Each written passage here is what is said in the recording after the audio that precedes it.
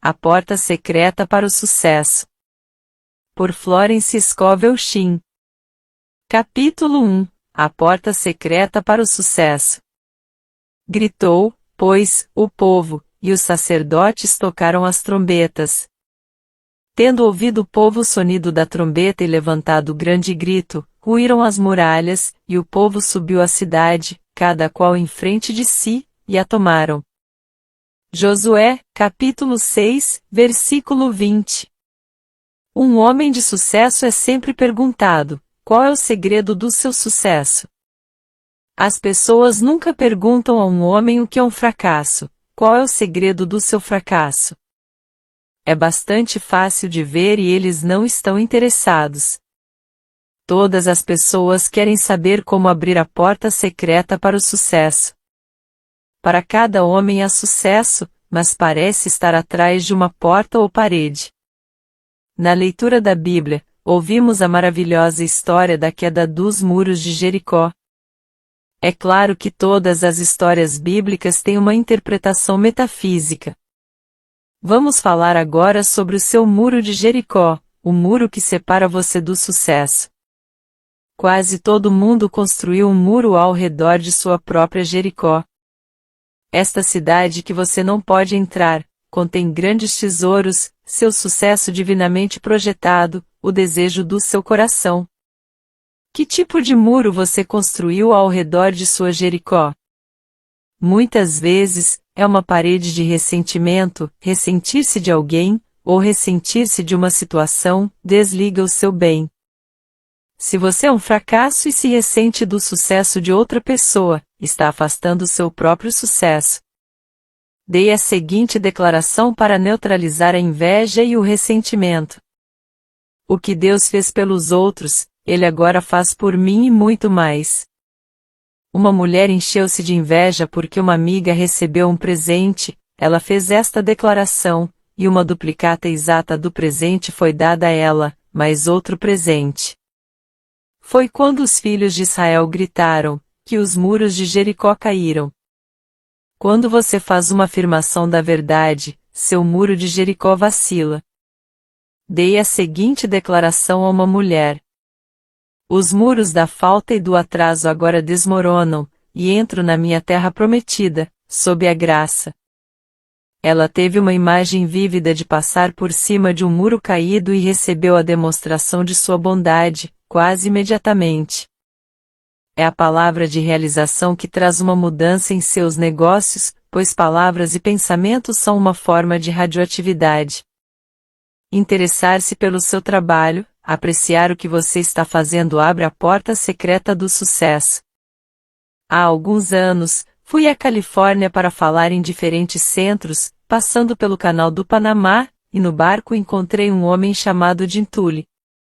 Durante anos ele tinha sido um vagabundo. Ele se chamava o Rei dos Vagabundos. Ele era ambicioso e teve uma educação. Ele tinha uma imaginação vívida e começou a escrever histórias sobre suas experiências. Ele dramatizou a vida de vagabundo, gostou do que estava fazendo e se tornou um autor de muito sucesso. Lembro-me de um livro chamado Olhando de Fora para Dentro. Foi transformado em filme. Ele agora é famoso e próspero e vive em Hollywood. O que abriu a porta secreta para o sucesso de Jim Tully? Dramatizando sua vida, interessando-se pelo que estava fazendo, aproveitou para ser um vagabundo.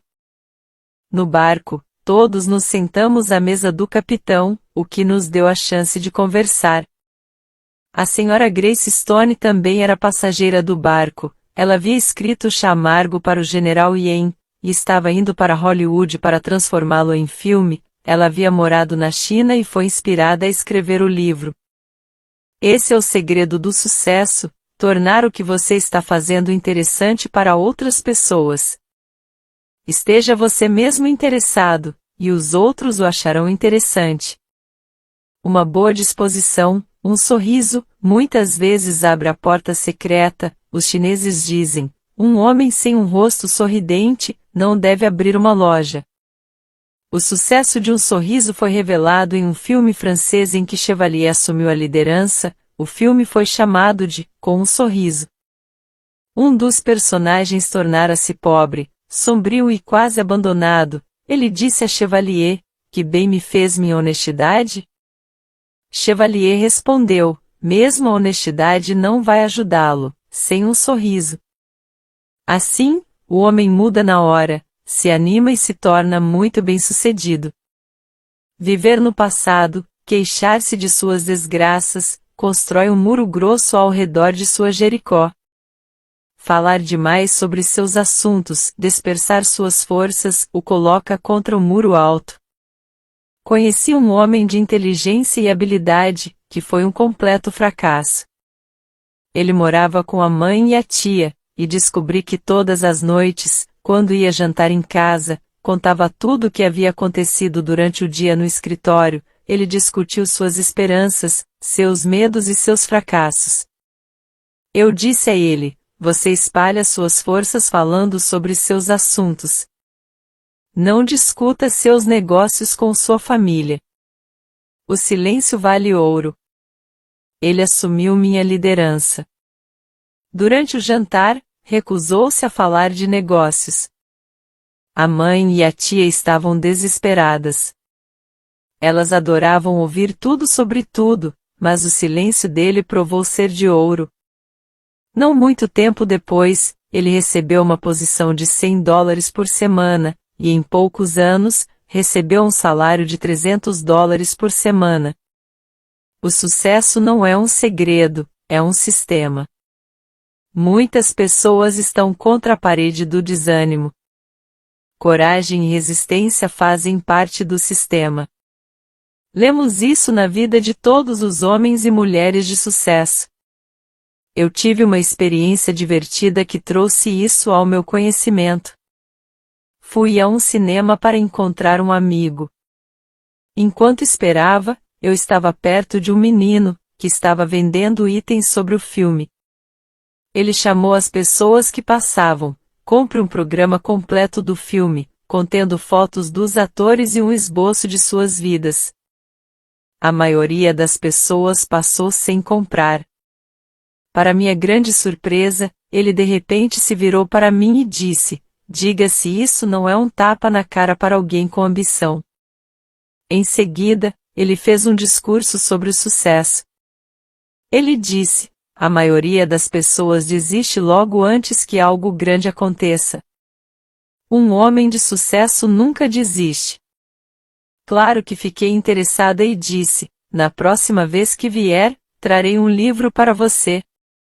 Chama-se O Jogo da Vida. Você vai concordar com muitas das ideias. 1 ou 2 semanas depois, voltei com o livro. A moça da bilheteria lhe disse: deixe-me ler, Ed, enquanto você está vendendo programas. O homem que pegou os ingressos se inclinou para ver do que se tratava. O jogo da vida sempre atrai os interesses das pessoas. Voltei ao teatro em cerca de 3 semanas. Ed tinha ido. Ele tinha expandido para um novo emprego que ele gostava. Sua muralha de Jericó desmoronou, ele se recusou a desanimar. Apenas 2 vezes, a palavra sucesso é mencionada na Bíblia, ambas as vezes no livro de Josué. Somente seja forte e muito corajoso. Tenha o cuidado de obedecer a toda a lei que o meu servo Moisés lhe ordenou, não se desvie dela, nem para a direita nem para a esquerda, para que você seja bem-sucedido por onde quer que andar. Não deixe de falar as palavras deste livro da lei, e de meditar nelas de dia e de noite, para que você cumpra fielmente tudo o que nele está escrito. Só então os seus caminhos prosperarão e você será bem-sucedido. Não fui eu que lhe ordenei? Seja forte e corajoso. Não se apavore, nem se desanime, pois o Senhor, o seu Deus, estará com você por onde você andar. Josué, capítulo 1, versículos 7 a 9. O caminho para o sucesso é um caminho reto e estreito, é um caminho de absorção amorosa, de atenção total. você atrai as coisas em que pensa muito.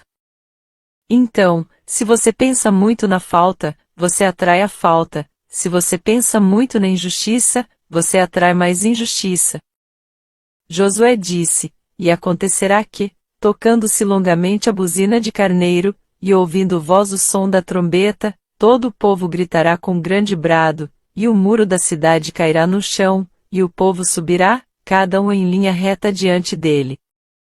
O significado interno desta história é o poder da palavra, sua palavra que dissolve obstáculos e remove barreiras. Quando o povo gritou, os muros caíram. Encontramos no folclore e nos contos de fadas, que vêm de lendas fundadas na verdade, a mesma ideia: uma palavra abre uma porta ou racha uma rocha. Temos novamente na história da noite árabe, Ali Babá e os 40 ladrões. Ali Babá tem um esconderijo secreto, escondido em algum lugar atrás de rochas e montanhas. A entrada só pode ser obtida falando uma palavra secreta. É abre-te sésamo.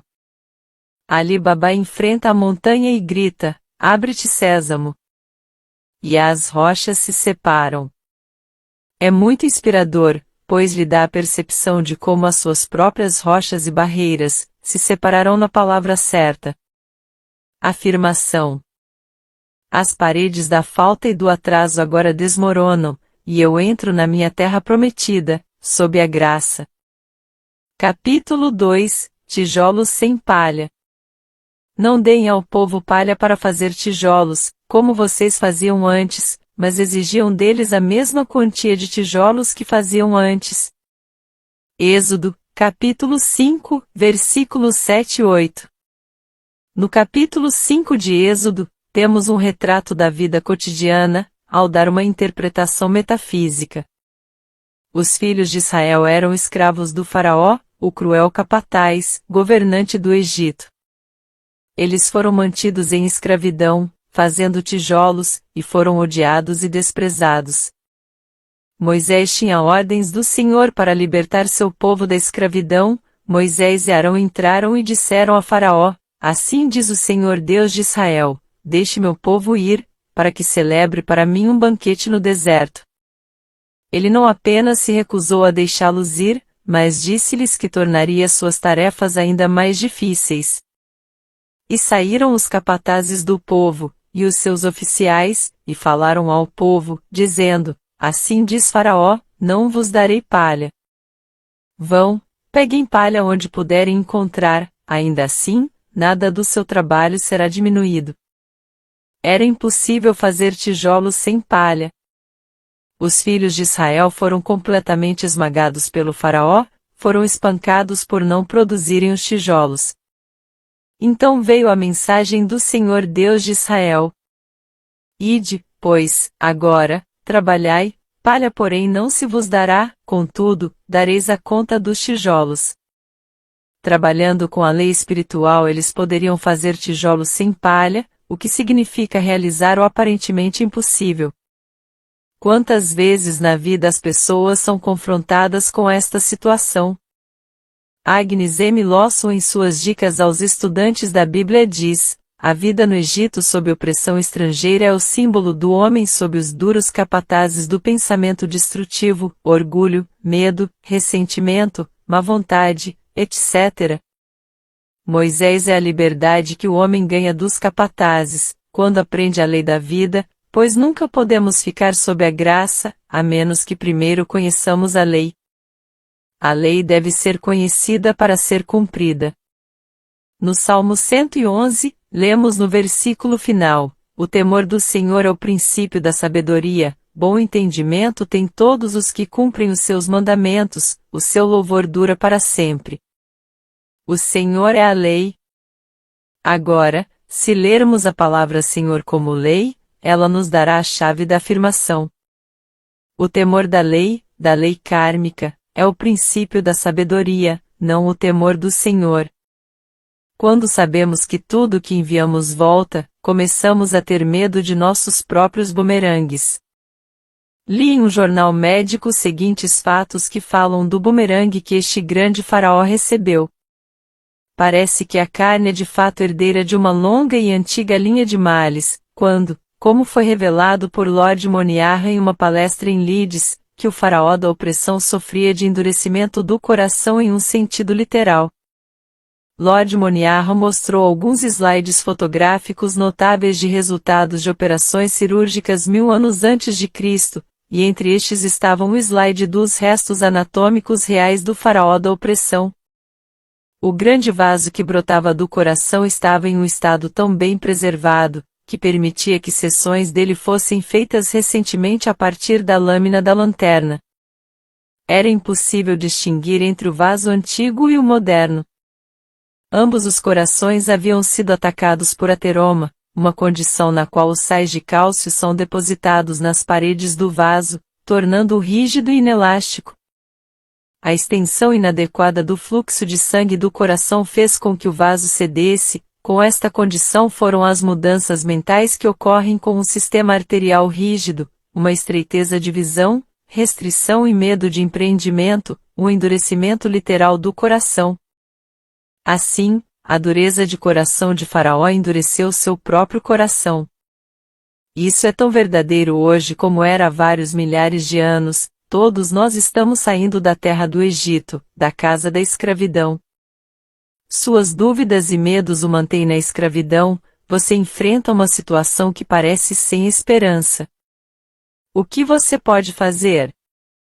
É o caso de fazer tijolos sem palha. Mas lembre-se das palavras de Deus: ide, pois, agora, e trabalhai, porque não vos será dada palha, mas vós entregareis a conta inteira de tijolos. Você deve fazer tijolos sem palha. Deus abre um caminho onde não há caminho. Contaram-me a história de uma mulher que precisava de dinheiro para pagar o aluguel. Era necessário tê-lo imediatamente, mas ela não conhecia nenhum canal, esgotava todas as vias. No entanto, ela era uma estudante da verdade e continuou fazendo suas afirmações. Seu cachorro ganiu e quis sair, ela colocou a coleira e desceu a rua, na direção de costume. No entanto, o cão puxou a coleira e quis ir em outra direção. Ela o seguiu, e no meio do quarteirão, em frente a um parque aberto, olhou para baixo e pegou um maço de notas, que cobria exatamente o aluguel. Ela procurou por anúncios, mas nunca encontrou o dono. Não havia casas perto de onde ela o encontrou. A mente racional, o intelecto, toma o trono do faraó em sua consciência. Ele diz continuamente: isso não pode ser feito.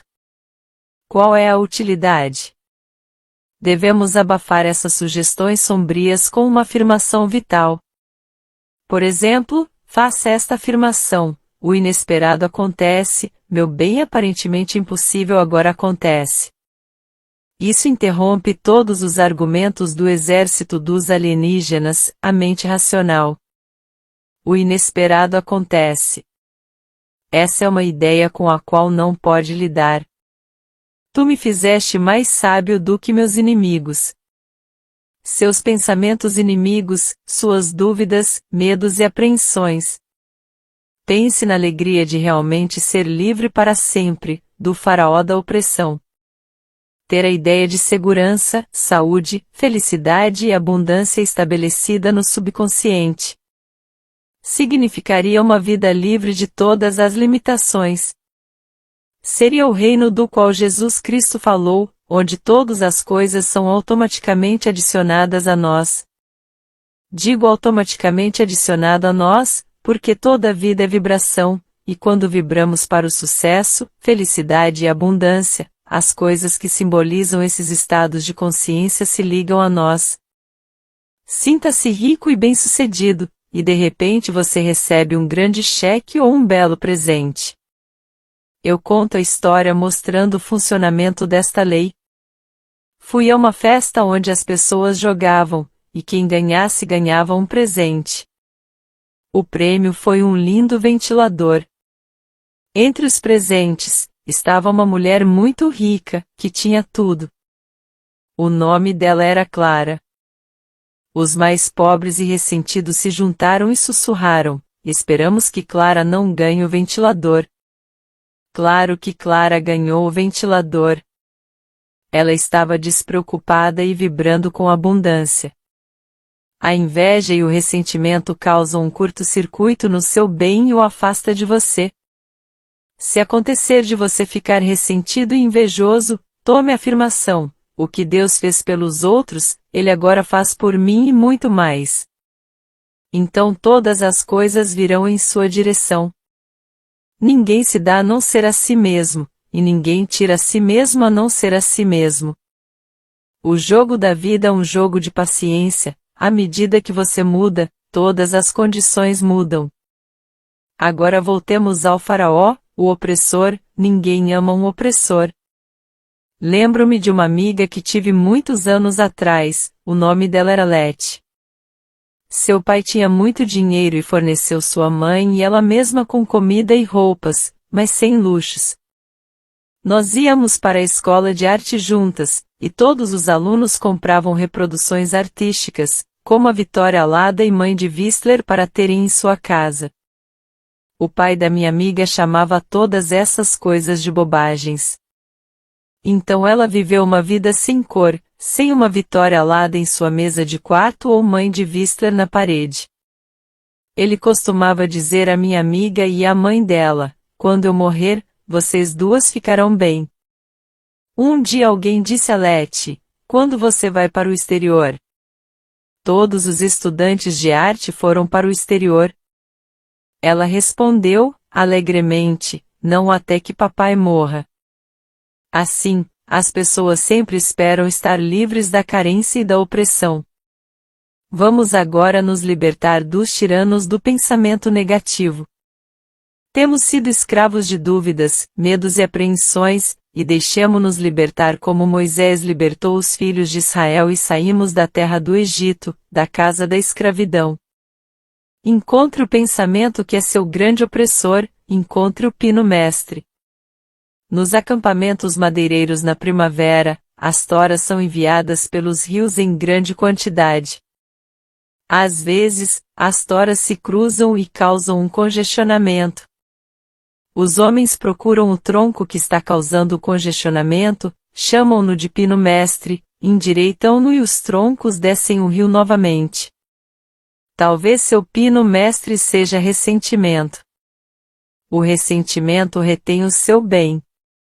Quanto mais você se ressentir, mais você terá que se ressentir. Você desenvolve uma trilha de ressentimento em seu cérebro, e sua expressão será de ressentimento habitual.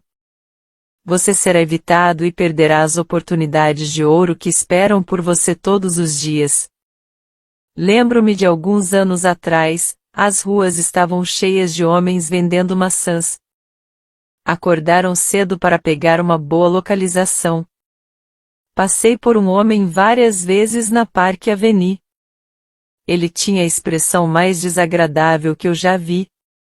Enquanto as pessoas passavam, ele dizia: maçãs. Maçãs. Mas ninguém parou para comprar. Investi em uma maçã e disse: você nunca venderá maçãs a menos que mude sua expressão. Ele respondeu: bem, aquele cara ali pegou meu lugar. Eu disse: não se preocupe com a esquina, você pode vender maçãs aqui se parecer agradável. Ele disse: ok, senhora, e eu tentarei. No dia seguinte em que o vi, toda a sua expressão havia mudado. Ele estava fazendo um grande negócio vendendo maçãs com um sorriso. Então encontre seu pino mestre, você pode ter mais de um, e seus caminhos de sucesso, felicidade e abundância irão correndo rio abaixo. Afirmação: ide, pois, trabalhar, porque não vos será dada palha, mas fareis tijolos sem palha. Capítulo 3, e 5 delas foram sábias. 5 delas não tinham juízo, e 5 delas eram sábias. Aquelas sem juízo pegaram suas lâmpadas, mas não levaram óleo consigo. As sábias, porém, levaram vasilhas com óleo, junto com as lâmpadas. Mateus, capítulo 25, versículos 2, 3 e 4. Meu assunto é a parábola das virgens sábias e tolas. A parábola ensina que a verdadeira oração significa preparação.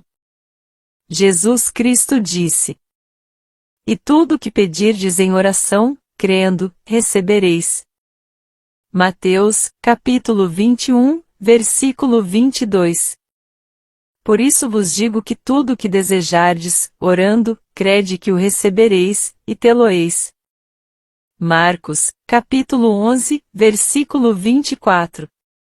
Nesta parábola, ele mostra que somente aqueles que se prepararam para o seu bem, mostrando assim fé ativa, farão a manifestação acontecer. Podemos parafrasear as Escrituras e dizer: quando orar, creia que o tem. Quando você orar, haja como se você já tivesse recebido. Fé de poltrona ou fé de cadeira de balanço, nunca moverá montanhas.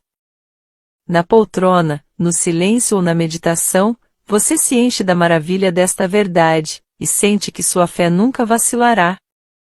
Você sabe que o Senhor é o seu pastor, nada te faltará. Você sente que seu Deus da abundância eliminará todos os fardos de dívidas ou limitações. Então você deixa a sua poltrona e sai para a arena da vida. É apenas o que você faz na arena que conta. Eu lhe darei uma ilustração mostrando como a lei funciona, pois a fé sem ação é morta. Um homem, um de meus alunos, tinha um grande desejo de ir para o exterior. Ele tomou a declaração: Dou graças pela minha viagem divinamente projetada, divinamente financiada, sob a graça, de maneira perfeita. Ele tinha muito pouco dinheiro, mas conhecendo a lei da preparação, comprou um baú.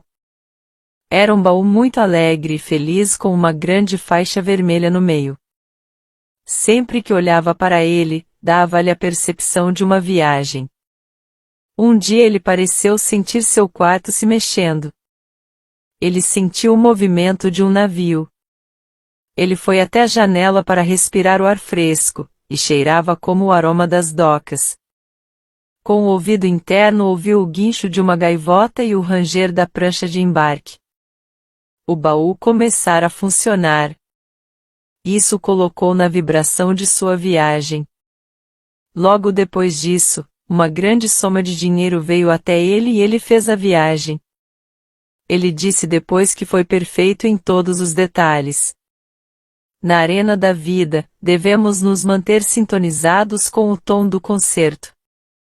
Estamos agindo por motivos de medo ou fé?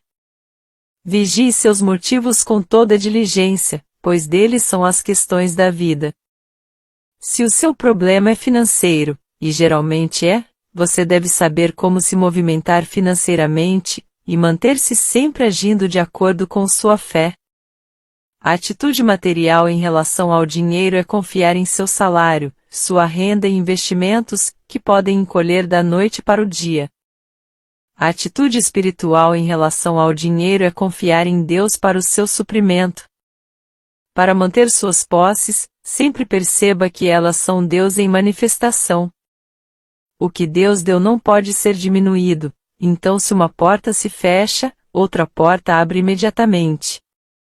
Nunca expresse falta ou limitação, porque por suas palavras você será condenado. Você combina com o que você percebe, e se você está sempre percebendo o fracasso e os tempos difíceis, você combinará com o fracasso e os tempos difíceis. Você deve formar o hábito de viver na quarta dimensão, o mundo do maravilhoso. É o mundo onde você não julga pelas aparências. Você treinou seu olho interior para ver do fracasso para o sucesso, para ver da doença para a saúde, para ver da limitação para a abundância. Eu te darei a terra que vês. O homem que alcança o sucesso tem a ideia fixa de sucesso. Se for fundado sobre uma rocha de verdade e retidão, permanecerá.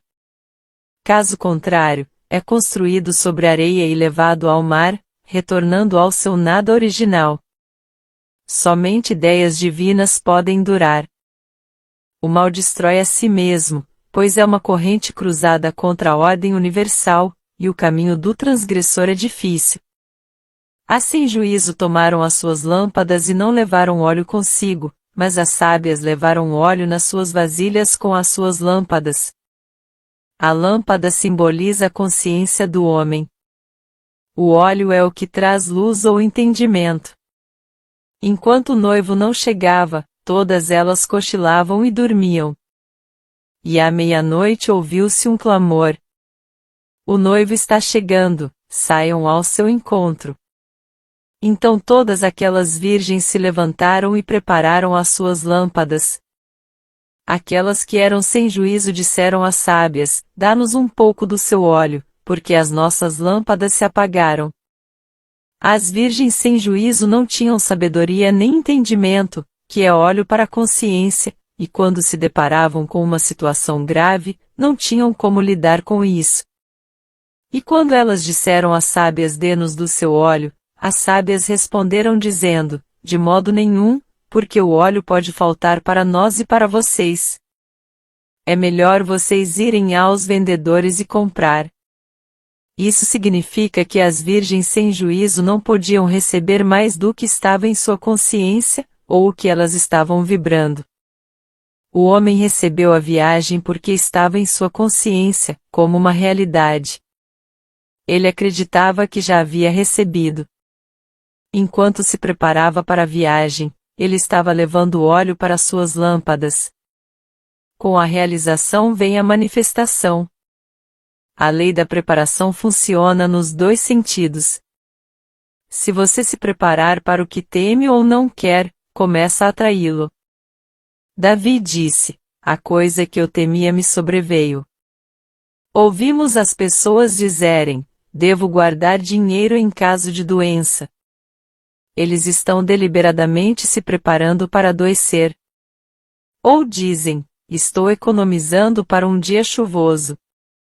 O dia chuvoso, o momento difícil, de aperto certamente virá, no momento mais inconveniente.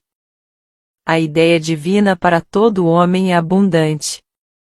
Seus celeiros devem estar cheios e sua taça deve transbordar, mas devemos aprender a pedir corretamente. Por exemplo, tome esta afirmação: eu invoco a lei da acumulação. Meu suprimento vem de Deus, e agora se derrama e se acumula, sob a graça. Esta declaração não dá nenhuma imagem de restrição, ou economia, ou doença. Dá uma sensação quadridimensional de abundância, deixando os canais para a inteligência infinita. Todos os dias você deve fazer uma escolha: você será sábio ou sem juízo? Você vai se preparar para o seu bem? Você vai levar o balanço gigante para a fé?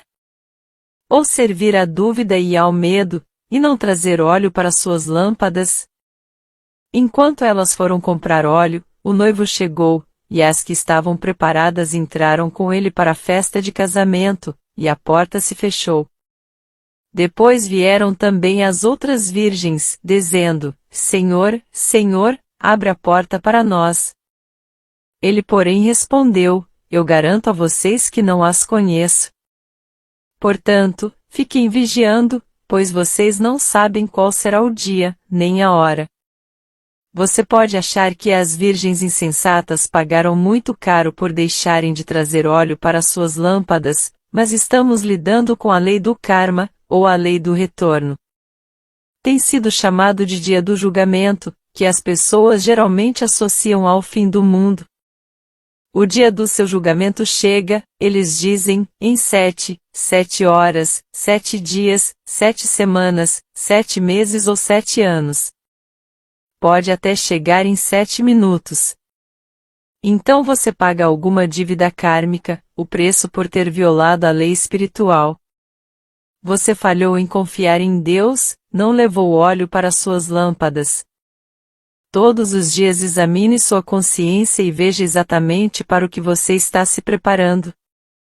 Você tem medo da falta e se apega a cada centavo, atraindo assim mais falta. Use o que você tem com sabedoria, e isso abre o caminho para que mais venha até você. No meu livro, Sua Palavra, Sua Varinha, falo sobre a bolsa mágica. Nas noites árabes contam a história de um homem que tinha uma bolsa mágica. À medida que o dinheiro saía, imediatamente o dinheiro voltava a aparecer. Então eu fiz a declaração: meu suprimento vem de Deus, eu tenho a bolsa mágica do Espírito. Ela nunca pode ser esgotada. À medida que o dinheiro sai, imediatamente o dinheiro entra. Está sempre abarrotado de abundância, sob a graça, de maneira perfeita. Isso traz uma imagem vívida à mente, você está desenhando na margem da imaginação. Uma mulher que não tinha muito dinheiro tinha medo de pagar as contas e ver sua conta bancária diminuir. Ela fez essa afirmação com grande convicção, e destemidamente pagou suas contas, e vários cheques grandes chegaram a ela, sem que ela esperasse. Vigiai e orai, para que não entreis na tentação de preparar algo destrutivo, em vez de algo construtivo. Conheci uma mulher que me disse que sempre mantinha um longo véu de crepe à mão para o caso de funerais. Eu disse a ela: você é uma ameaça para seus parentes, e está se preparando para apressá-los, para que você possa usar o véu. Ela o destruiu. Outra mulher que não tinha dinheiro decidiu mandar as 2 filhas para a faculdade. Seu marido desprezou a ideia e disse: quem vai pagar as mensalidades? Não tenho dinheiro para isso. Ela respondeu: sei que algum dinheiro inesperado virá para nós. Ela continuou preparando suas filhas para a faculdade.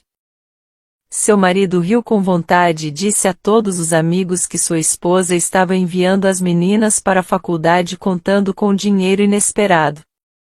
Um parente rico de repente lhe enviou uma grande soma de dinheiro. O dinheiro inesperado chegou, pois ela havia demonstrado fé ativa. Perguntei o que ela havia dito ao marido quando o dinheiro chegou. Ela respondeu: eu nunca antagonizo George dizendo a ele que estou certa. Portanto, prepare-se para o seu dinheiro inesperado. Deixe cada pensamento e cada ato expressar sua fé inabalável. Cada evento em sua vida é uma ideia cristalizada. Algo que você convidou por medo ou fé. Algo para o qual você se preparou. Portanto, sejamos sábios e tragamos óleo para nossas lâmpadas, e quando menos esperarmos, colheremos os frutos de nossa fé. Afirmação: minhas lâmpadas estão agora cheias do óleo da fé e da realização. Capítulo 4. O que você espera? Seja-vos feito conforme a vossa fé. Mateus, capítulo 9, versículo 29. Fé é expectativa, faça-se convosco segundo a vossa fé. Podemos dizer que, de acordo com suas expectativas, seja feito para você, então, o que você está esperando? Ouvimos as pessoas dizerem: esperamos que o pior aconteça, ou o pior ainda está por vir. Eles estão deliberadamente convidando o pior para vir. Ouvimos outros dizerem: espero uma mudança para melhor. Eles estão convidando melhores condições para suas vidas. Mude suas expectativas e você muda suas condições. Como você pode mudar suas expectativas, quando você formou o hábito de esperar perda, falta ou fracasso? Comece a agir como se esperasse sucesso, felicidade e abundância, prepare-se para o seu bem. Faça algo para mostrar que você espera que isso aconteça. A fé ativa por si só impressionará o subconsciente. Se você falou a palavra para um lar, prepare-se para isso imediatamente, como se não tivesse um momento a perder. Colecione pequenos enfeites, toalhas de mesa, etc., etc. Conheci uma mulher que fez o gigante balançar na fé, comprando uma grande poltrona. Uma cadeira significava negócios, ela comprou uma cadeira grande e confortável, pois estava se preparando para o homem certo. Ele veio. Alguém dirá: suponha que você não tenha dinheiro para comprar enfeites ou uma cadeira? Em seguida, olhe nas vitrines e conecte-se a elas em pensamento. Entre na vibração deles. Às vezes ouço as pessoas dizerem: não entro nas lojas porque não posso comprar nada. Essa é apenas a razão pela qual você deve ir às lojas. Comece a fazer amizade com as coisas que você deseja ou precisa. Conheço uma mulher que queria um anel. Ela foi corajosamente ao departamento de anéis e experimentou anéis. Isso lhe deu tal percepção de propriedade, que não muito tempo depois, um amigo lhe deu um anel de presente. Você combina com o que você percebe. Continue percebendo coisas bonitas e você fará um contato invisível. Mais cedo ou mais tarde, essas coisas são atraídas para a sua vida, a menos que você diga: pobre de mim, bom demais para ser verdade. Minha alma, espera somente em Deus, porque dele vem a minha expectativa. Esta é uma declaração muito importante do Salmo 62. A alma é a mente subconsciente, e o salmista estava dizendo a seu subconsciente que esperasse tudo diretamente do universal, não depender de portas e canais, minhas expectativas são dele. Deus não pode falhar, pois seus caminhos são engenhosos, seus métodos são seguros. Você pode esperar qualquer bem aparentemente impossível de Deus, se você não limitar os canais. Não diga como você quer que seja feito, ou como não pode ser feito. Deus é o doador e a dádiva, e cria seus próprios canais incríveis. Tome a seguinte declaração: eu não posso ser separado de Deus, o doador, portanto, não posso ser separado de Deus, a dádiva. A dádiva é Deus em ação. Conscientize-se de que toda bênção é boa em ação, e veja Deus em todos os rostos e bom em todas as situações. Isso faz de você o mestre de todas as condições. Uma mulher me procurou dizendo que não havia aquecimento nos radiadores do apartamento, e que sua mãe estava sofrendo de frio. Ela acrescentou: o proprietário declarou que não podemos ter aquecimento até uma determinada data. Eu respondi: Deus é seu senhorio. Ela disse: isso é tudo que eu preciso saber, e saiu correndo. Naquela noite, o aquecimento foi ligado sem perguntar. Foi porque ela percebeu que o proprietário era Deus em manifestação. Esta é uma época maravilhosa, pois as pessoas estão se tornando milagrosas, está no ar. Citando um artigo que encontrei no jornal New York, reforça o que acabei de dizer. O título do artigo é: As peças metafísicas fazem sucesso com os frequentadores do teatro. Se vocês, amigos, os críticos, sabem tanto sobre o que o público de Nova York quer, por que você não me diz o que produzir? Disse o gerente cínico, que chamarei de Brock Pemberton, com um leve sotaque de sarcasmo na voz, na outra noite, em uma conversa na calçada do intervalo. Por que você não me diz que tipo de peça os frequentadores do teatro querem ver? Eu respondi: eu diria, mas você não acreditaria. Você está se escondendo, disse ele, você não sabe, e está tentando encobrir fingindo saber mais do que está disposto a dizer. Você não tem mais ideia do que eu neste minuto, de que tipo de peças geralmente são bem-sucedidas. Eu disse, há um tema de sucesso, um tema que funciona e sempre funcionou, seja competindo com garotos conhecendo garotas, mistérios, tragédias históricas, etc., nenhuma peça sobre o tema jamais falhou completamente se não tivesse mérito algum, e muitos pobres foram grandes sucessos. Você está enrolando de novo, disse o Sr. Pemberton, que tipo de peças são elas? Metafísica.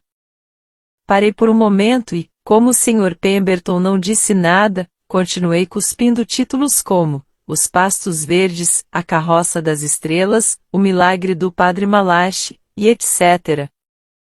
Alguns deles, acrescentei, chegaram ao público acima da expectativa dos críticos. Mas o Sr. Pemberton partiu para perguntar, provavelmente, em todos os teatros da cidade, há um metafísico na casa. As pessoas estão começando a perceber o poder de suas palavras e pensamentos. Eles entendem porque a fé é a substância da coisa que se espera, a prova das coisas que não se veem. Vemos a lei da expectativa funcionando por meio da superstição. Se você passar por baixo de uma escada e esperar que ela lhe dê azar, vai te dar azar. A escada é bastante inocente, azar veio porque você esperava. Poderíamos dizer que a expectativa é a substância das coisas que se esperam, ou a expectativa é a substância da coisa que o homem teme. A coisa que eu esperava veio sobre mim. Nada é bom demais para ser verdade, nada é maravilhoso demais para acontecer, nada é bom demais para durar, quando você olha para Deus para o seu bem. Agora pense nas bênçãos que parecem tão distantes e comece a esperá-las agora, sob a graça, de uma maneira inesperada, pois Deus opera de maneiras inesperadas, suas maravilhas para realizar. Foi-me dito que existem 3.000 promessas na Bíblia. Vamos agora esperar que todas essas bênçãos aconteçam. Entre elas nos são prometidas riquezas e honra, juventude eterna, sua carne se tornará como a de uma criancinha, e vida eterna, a própria morte será vencida. O cristianismo é fundado sobre o perdão dos pecados e um túmulo vazio. Agora sabemos que todas essas coisas são cientificamente possíveis. Ao invocarmos a lei do perdão, tornamo-nos livres dos erros e das consequências dos erros, ainda que os vossos pecados sejam como escarlate, sereis lavados mais brancos do que a lã.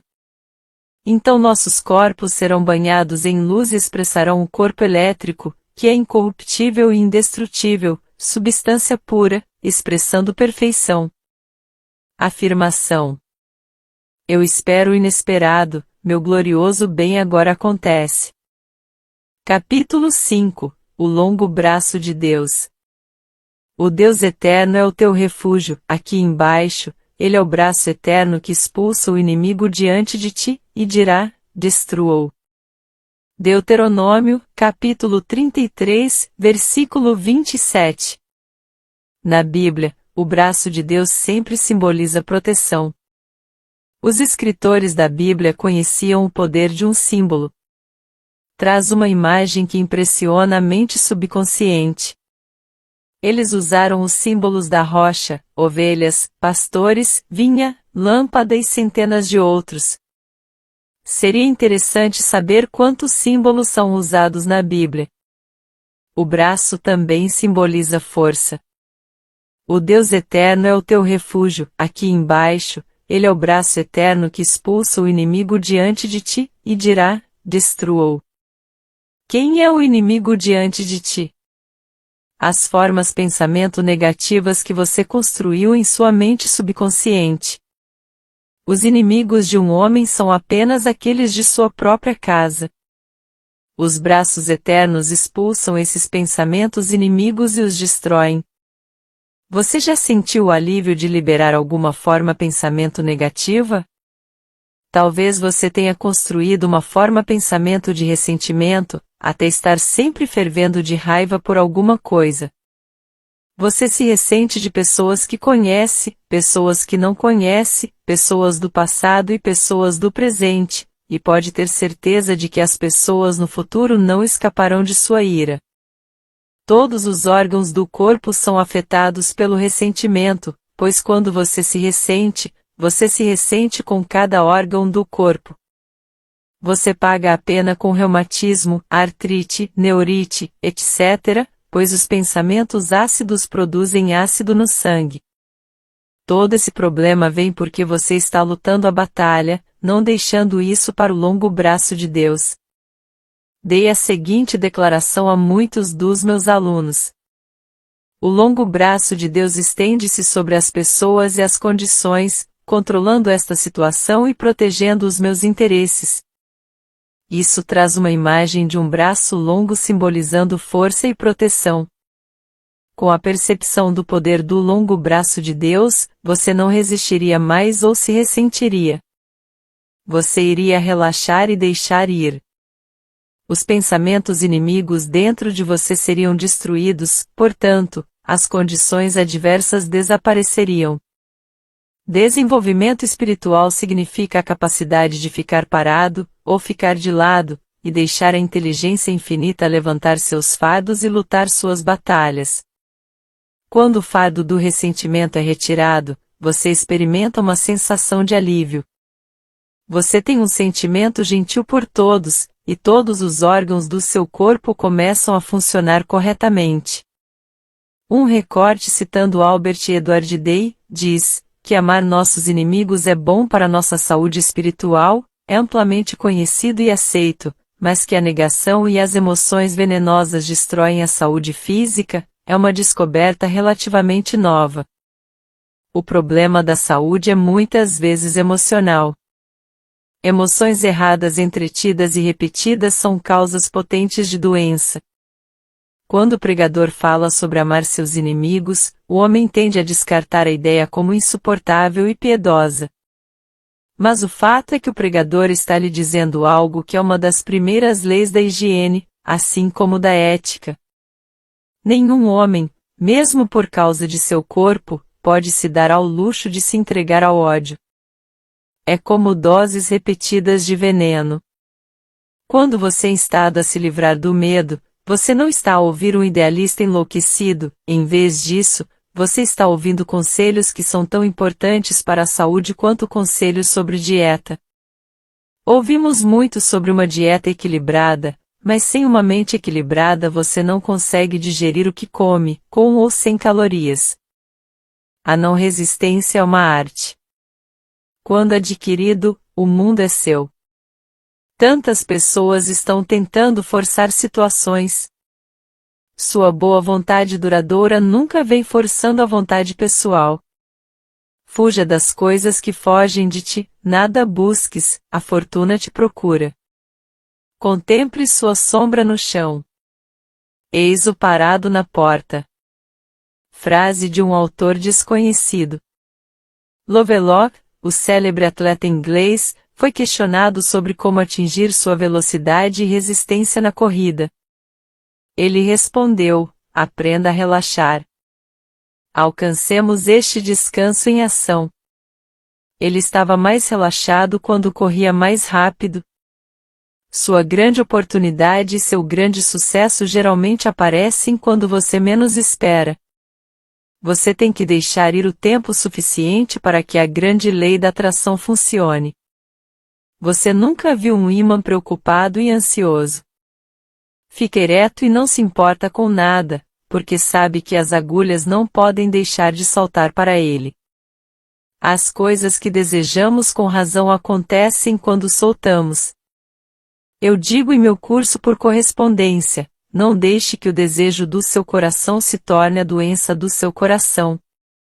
Você fica completamente desmagnetizado quando deseja algo com muita intensidade. Você se preocupa, teme e agoniza. Existe uma lei oculta da indiferença, nenhuma dessas coisas me comove.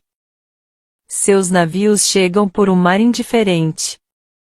Muitas pessoas na verdade antagonizam os amigos, porque estão muito ansiosas para que leiam os livros e assistam às palestras. Eles encontram oposição. Uma amiga levou meu livro O Jogo da Vida para ler na casa do irmão dela. Os jovens da família se recusaram a lê-lo. Nada de coisas malucas para eles. Um desses jovens dirige um táxi. Uma noite ele dirigiu um táxi que pertencia a outro homem. E verificando o interior do carro, encontrou um livro enfiado em algum lugar. Era o jogo da vida. No dia seguinte, ele disse à tia: encontrei o livro da senhora Shin no táxi ontem à noite. Li e é ótimo. Tem muita leitura boa nele. Por que ela não escreve outro livro?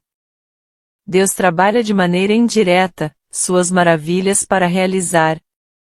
Conheço pessoas infelizes e algumas pessoas gratas e satisfeitas. Um homem me disse um dia: tenho muito a agradecer. Tenho boa saúde, dinheiro suficiente e ainda estou solteiro.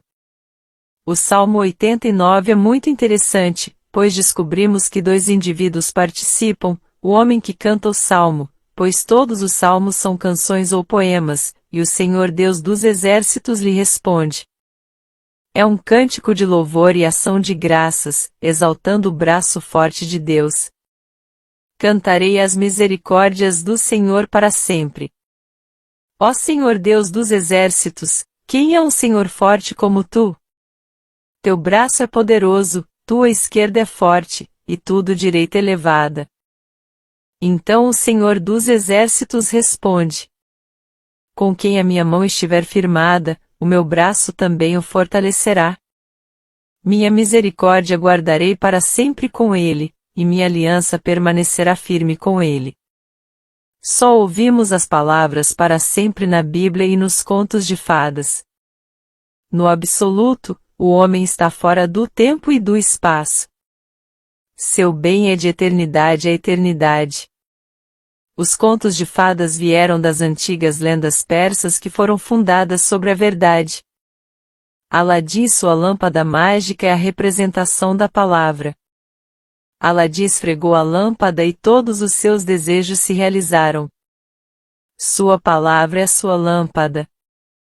Palavras e pensamentos são uma forma de atividade de rádio e não retornam vazios. Um cientista disse que as palavras são revestidas de luz. Você está continuamente colhendo os frutos de suas palavras. Uma amiga em uma de minhas reuniões havia trazido para minha classe um homem que estava desempregado há 1 ano ou mais. Dei a seguinte declaração: agora é a hora marcada. Hoje é o dia da minha incrível boa sorte. Isso clicou em sua consciência. Logo depois, ele recebeu um cargo que lhe pagava $9.000 por ano. Uma mulher me disse que quando eu abençoei uma oferta, eu disse que cada oferta retornaria 1000 vezes mais. Ela tinha colocado $1 na coleção. Ela disse com grande compreensão: esse dólar é abençoado e retorna $1000. Ela recebeu $1000 pouco tempo depois, da maneira mais inesperada. Por que algumas pessoas demonstram essa verdade muito mais rapidamente do que outras? É porque eles têm os ouvidos que ouvem. Jesus Cristo conta a parábola do homem que semeou a semente, e ela caiu em boa terra. A semente é a palavra. Eu digo, ouça a afirmação que faz clique, a afirmação que dá a sua realização. Essa afirmação dará frutos. Outro dia entrei numa loja onde conheço muito bem o patrão. Eu tinha dado a um de seus funcionários um cartão de afirmação. Eu disse a ele, brincando: eu não desperdiçaria um cartão de afirmação com você. Você não o usaria. Ele respondeu: ah, claro, me dê um, vou usá-lo. Na semana seguinte, dei-lhe um cartão. Antes de eu sair, ele correu até mim com entusiasmo e disse: eu fiz a afirmação e 2 novos clientes entraram. A afirmação era a seguinte: agora é a hora marcada, hoje é o dia da minha incrível boa sorte. Essa afirmação tinha clicado nele. Tantas pessoas usam suas palavras em declarações exageradas e imprudentes. Encontro muito material para minhas palestras no salão de beleza. Uma jovem queria uma revista para ler. Ela chamou a telefonista: dê-me algo terrivelmente novo e assustadoramente excitante. Tudo o que ela queria era a última revista com notícias novas. Você ouve as pessoas dizerem: gostaria que algo terrivelmente excitante acontecesse. Eles estão convidando algumas experiências infelizes, mas excitantes, para suas vidas. Então eles se perguntam por que isso aconteceu com eles. Deveria haver aulas de metafísica em todas as faculdades. A metafísica é a sabedoria das eras. É a sabedoria antiga ensinada ao longo dos séculos na Índia, Egito e Grécia. Hermes Trismegisto foi um grande mestre do Egito. Seus ensinamentos foram bem guardados e chegaram até nós ao longo de 10 séculos. Ele viveu no Egito nos dias em que a atual raça de homens estava em sua infância. Mas se você ler o Kybalion com atenção, descobrirá que ele ensinou exatamente o que estamos ensinando hoje. Ele disse que todos os estados mentais eram acompanhados por vibrações. Você combina com o que você vibra, então vamos todos agora vibrar para o sucesso, felicidade e abundância. Lembre-se dessa maravilhosa afirmação. Agora é a hora marcada. Hoje é o dia da minha incrível boa sorte. Capítulo 6 – A bifurcação na estrada. Escolham hoje a quem servireis. Josué, capítulo 24, versículo 15. Todos os dias há uma necessidade de escolha, uma bifurcação na estrada. Devo fazer isso, ou devo fazer aquilo? Devo ir, ou devo ficar? Muitas pessoas não sabem o que fazer. Eles se apressam em deixar que outras pessoas tomem decisões por eles, depois se arrependem de ter seguido seu conselho. Há outros que cuidadosamente raciocinam sobre as coisas. Eles pesam e medem a situação, como lidar com mantimentos e ficam surpresos quando não conseguem atingir seu objetivo. Há ainda outras pessoas que seguem o caminho mágico da intuição, e se encontram em sua terra prometida em um piscar de olhos. A intuição é uma faculdade espiritual muito acima da mente racional, mas no caminho está tudo o que você deseja ou requer. Em meu livro O Jogo da Vida, dou muitos exemplos de sucesso alcançado por meio do uso dessa faculdade maravilhosa. Digo também que oração é telefonar para Deus, e intuição é Deus telefonar para você. Então escolha neste dia para seguir o caminho mágico da intuição. Nas minhas aulas de perguntas e respostas, digo como cultivar a intuição. Na maioria das pessoas, é uma faculdade que permaneceu adormecida. Então dizemos, desperta tu que dormes. Desperta para tuas pistas e palpites. Desperta para a divindade interior. Claude Bragdon disse, viver intuitivamente é viver na quarta dimensão. Agora, quando é necessário que você tome uma decisão, você enfrenta uma bifurcação na estrada. Peça uma pista definitiva e inconfundível, e você a receberá. Encontramos muitos eventos para interpretar metafisicamente no livro de Josué. Depois da morte de Moisés, veio a ordem divina a Josué. Agora, pois, levanta-te, passa o Jordão, tu e todo o teu povo, para a terra que eu lhes dou. Todo lugar que pisar a planta do vosso pé, vô-lo tenho dado, como eu disse a Moisés. Josué, capítulo 1, versículo 3. Os pés são o símbolo da compreensão, por isso significa metafisicamente tudo o que entendemos está sob nós na consciência, e o que está enraizado ali nunca pode ser tirado de nós. Pois, a Bíblia continua a dizer, ninguém te poderá resistir todos os dias da tua vida. Não te deixarei, nem te desampararei. Só ser forte e muito corajoso, para que podes procurar fazer de acordo com toda a lei, que Moisés, meu servo, te ordenou, não te desvies dela, nem para a direita nem para a esquerda, para que prosperes por onde quer que fores. Então descobrimos que temos sucesso por sermos fortes e muito corajosos em seguir a lei espiritual. Estamos de volta à bifurcação na estrada, à necessidade de escolha. Escolham hoje a quem servireis, o intelecto ou orientação divina.